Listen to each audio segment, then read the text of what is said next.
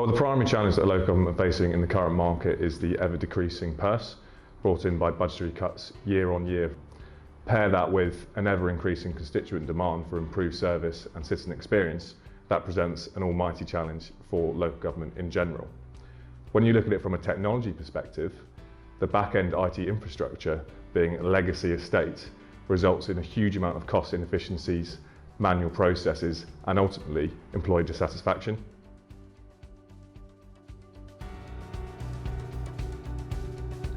The key challenge areas can be brought down into 4 key areas. The first of which is the council leadership team, whether that's the Chief Information Officer, whether that's the Head of Digital Innovation. Ultimately, they are responsible for achieving the cost savings and improved citizen experience. Then if you look at it one level down, you go into unit business leads, whether that's in HR or finance. They're responsible for managing the team that actually uses these back-end systems. If you go a further level down and you look at actual employees, they're the ones that are having to input data, extract data, and use these applications. But ultimately, it's all underpinned by the citizen and the experience that they receive as a result of the back-end IT infrastructure.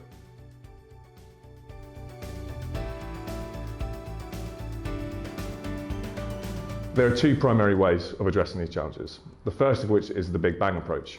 Now that's what we're seeing with a lot of migrations within local government to the cloud. However, that does induce risk because it involves an upheaval of processes and ultimately culture and people. The second approach is small incremental changes. Digital transformation doesn't happen in a day, it happens over time. Getting small wins, changing bits here and there results in long-term success.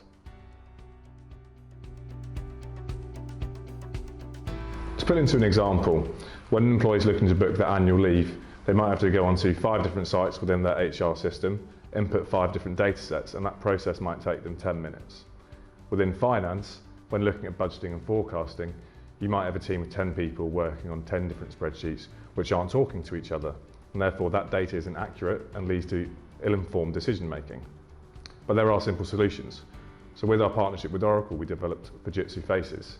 Now in effect, this is just an interface that sits on top of your back-end IT infrastructure applications, enabling your employees to have a simple one-page view, enabling your HR and finance directors to get more informed decisions, enabling your Chief Information Officer or your Digital Innovation Officer to have a tick in that journey to cloud.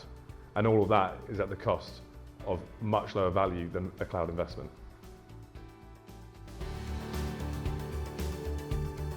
Fujitsu have been working within public sector for 40 years, building and accruing knowledge on the industry as well as the people involved with it.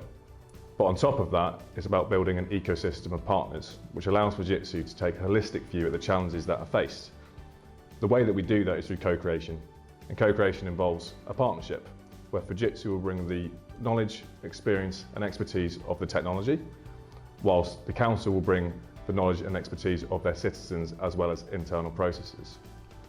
Gone are the days of just buying an off-the-shelf product or service.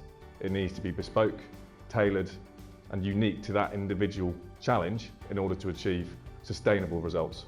And that's the way Fujitsu likes to work.